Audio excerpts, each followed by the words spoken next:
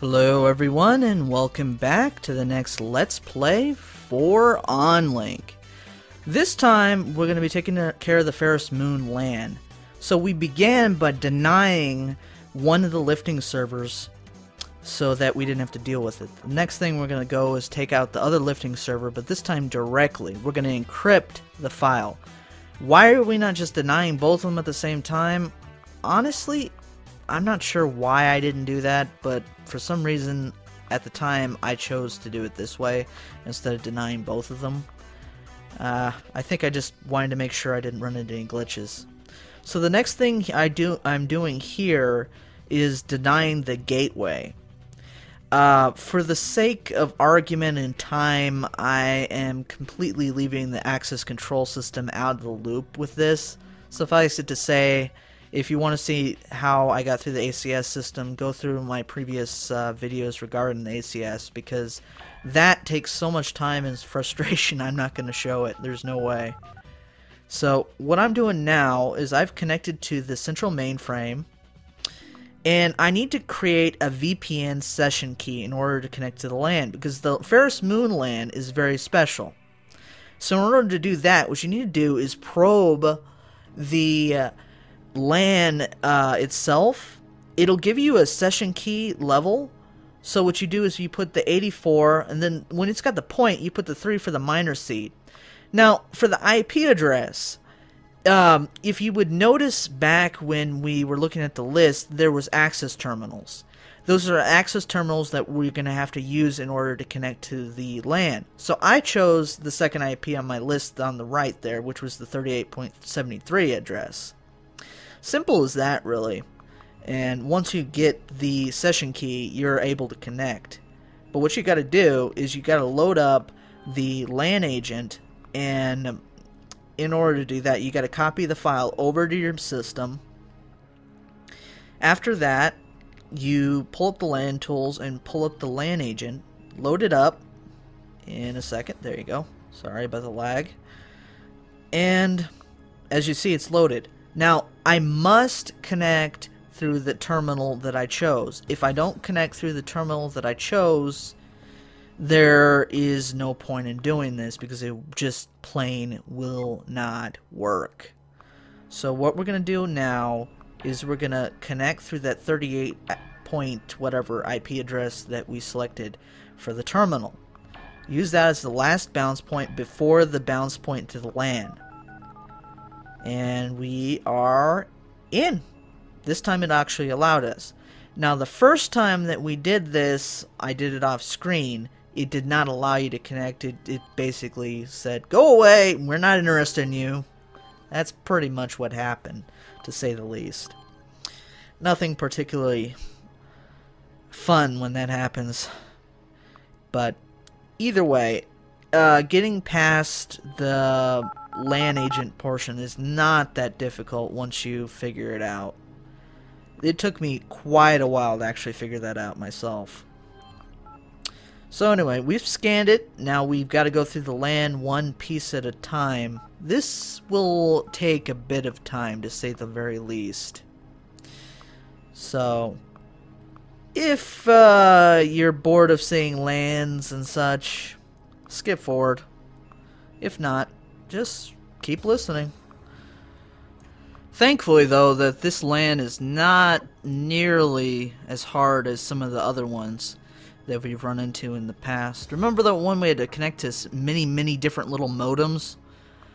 Thankfully, this one only has to deal with one wireless access. I mean, seriously. I've seen too many of those modem access ones myself. But anyway, so what we got to do is just simply put password in for this one, and we're in. Simple as that. We spoofed this one to connect to the next lock. Now back out and connect. So in the meantime, while we're going over this repetitive section of the game, I'm thinking that maybe we might as well talk about a different subject related in the real world to hacking anyway. if you guys have been following the news at all in the last couple of days or weeks or even months, there's been this group that's been called Anonymous that, oh, I guess it was back in June or something around there, LulzSec joined into them and has been hacking and attacking various companies and government interests around the world. Well, in the past, I guess it's been month, they had one of their members be taken hostage by the Zeta cartel in Mexico. And apparently this morning, they just got their member back, which apparently, according to whatever the source, I can't remember, I think it was either the Register or PC Mag or something like that.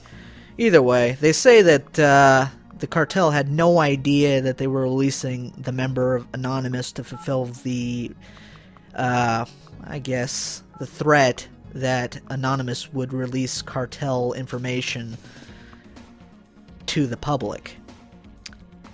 So now we got Anonymous, or at least those that are related to the group but not acting officially, saying that they're gonna go and release the information anyway because the cartel did not know that they were fulfilling the demand.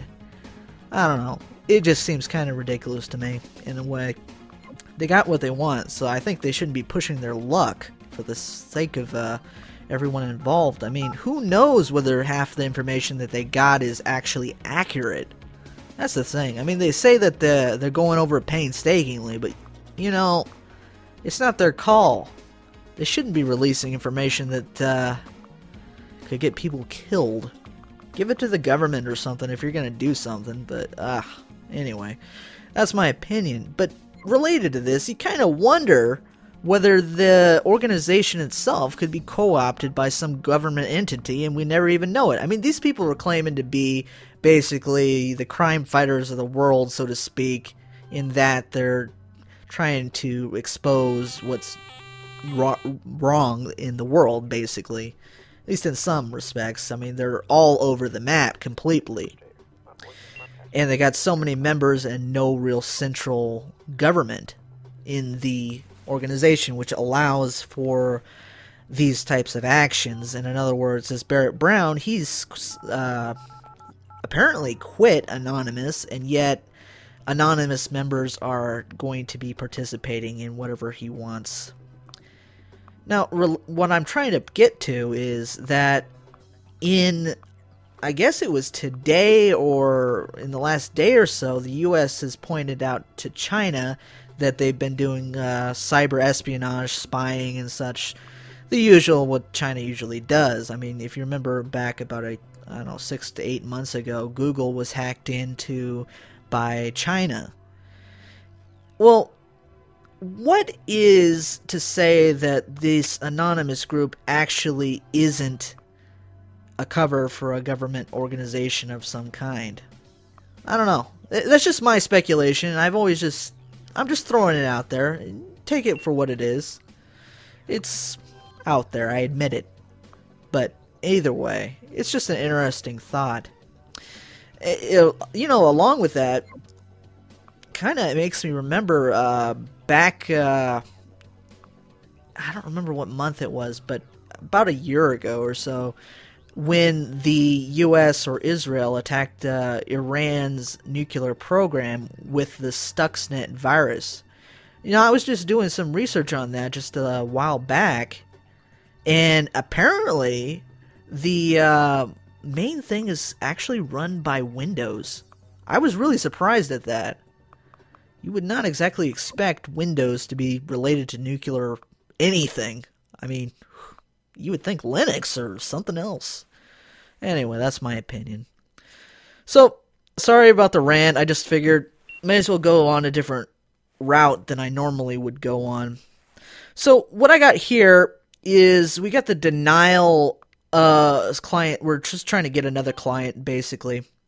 And that's pretty much it. Once we get out of here, we're not going to actually be able to do anything with the information quite yet.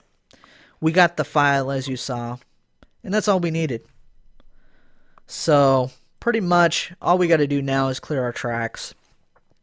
In a couple parts we will actually use the file, but as of yet there's no way we can use it because it's not called upon yet. So I'll see you guys next time, and hopefully we'll be able to do the next thing. See you guys next time.